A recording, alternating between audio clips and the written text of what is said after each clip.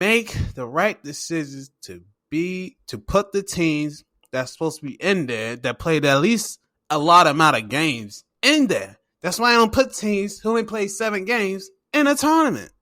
At least fight over has to change shit. At least should have gave somebody a new shot, man. This is the year to do it. We're in a new era. Baseball is doing new shit. New shit. NBA did the bubble shit. NFL did a super wild card playoff. Hockey, NHL, they did some long ass tournament. Why ain't they do that for college football? The NCAA is gonna have a tournament in just one fucking spot, Indianapolis. Why the fuck? Why couldn't they do something different? Why couldn't they put new teams in there? College football just the same old shit, man. Just try something different. This could have been the year they could try something different, and you probably lost a lot of fan base, probably outside Alabama. But probably those small schools probably not gonna be watching this playoffs no more. You know what I'm saying? Lanes might go down for this shit because it's like you get the same ass results. If it ain't Ohio State, it's Clemson. If it ain't Clemson, it's Alabama. If it ain't Bama, Clemson and that some bitch somehow. And if it ain't, those two, it's Georgia, Oklahoma. Those are like the 5 teams that's been there, and Notre Dame. Those are only the 6 teams that's been in this playoff in a 5-year span since we got this thing started. And most of the national champions has been Alabama or Clemson or Ohio State. Those are the 3 main ingredients of the national championship game. You get either one of those 3 teams, and you add somebody else in there, or you can throw in the same team or someone else in there. So it's not, yo. This is the time where they should be expanding to 8 or something, or do something different.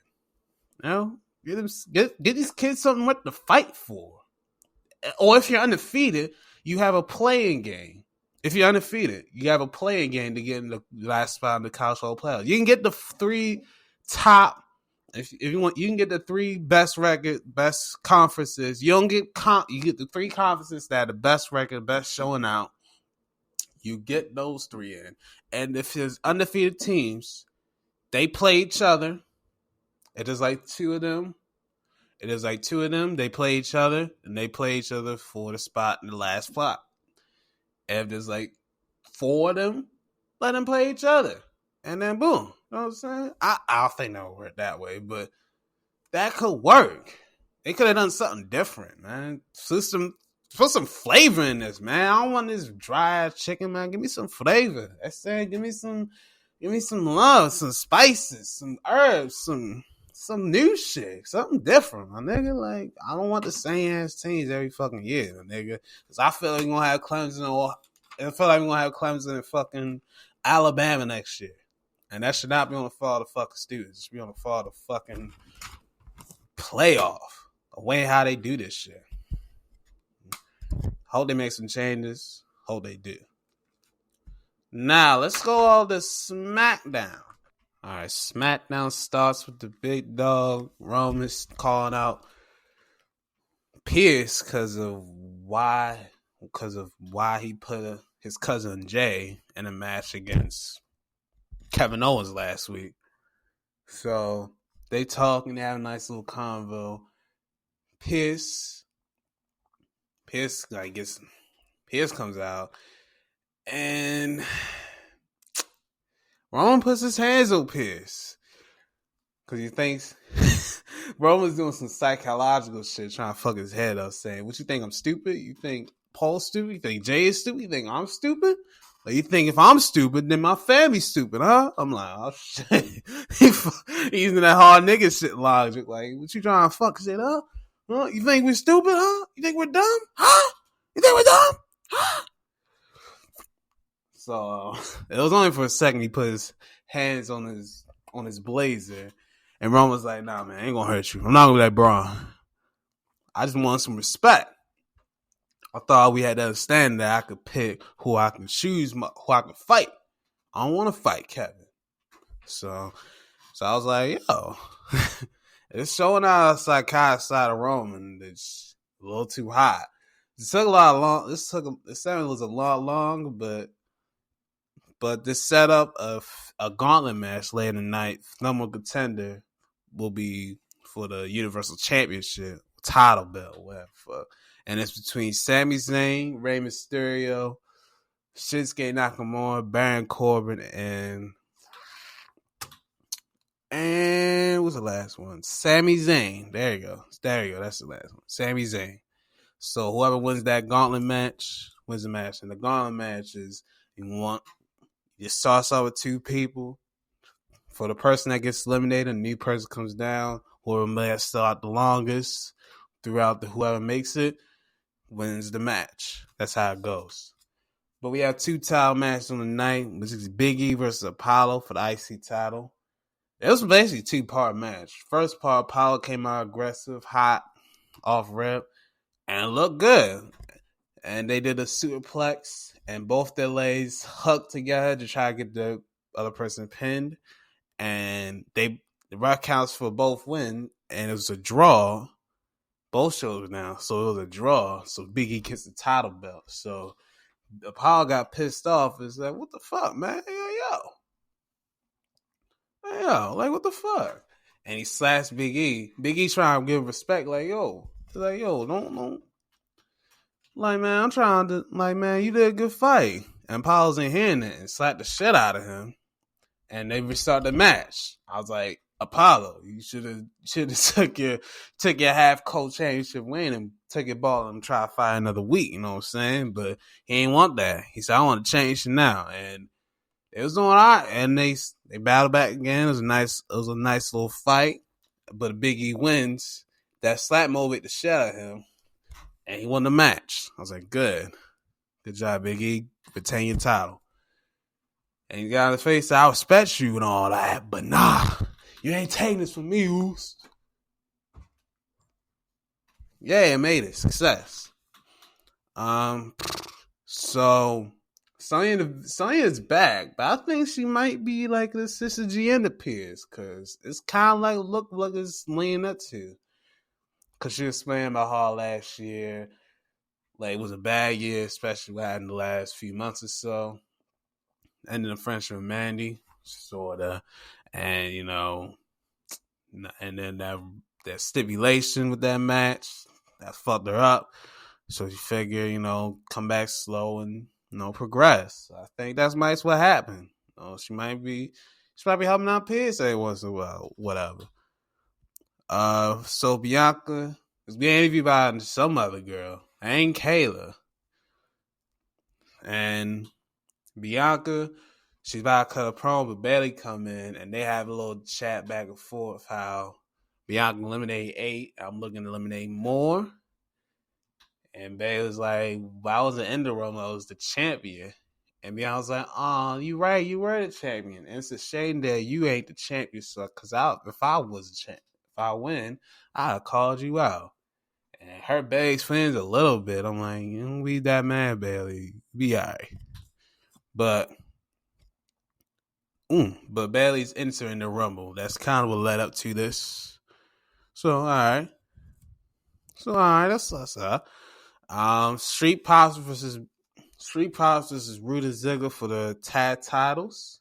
Surprisingly, this was surprisingly good. It was a good little match, nice little tag match. They attacked Montez's knee throughout the match, and at the end, it was kind of cool. They had a cool little double team, Ziggler and Rude.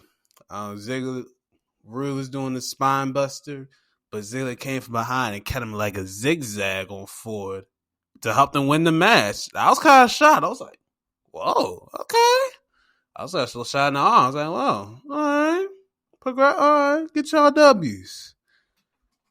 And congrats to Rude Ziggler, they're tag champs.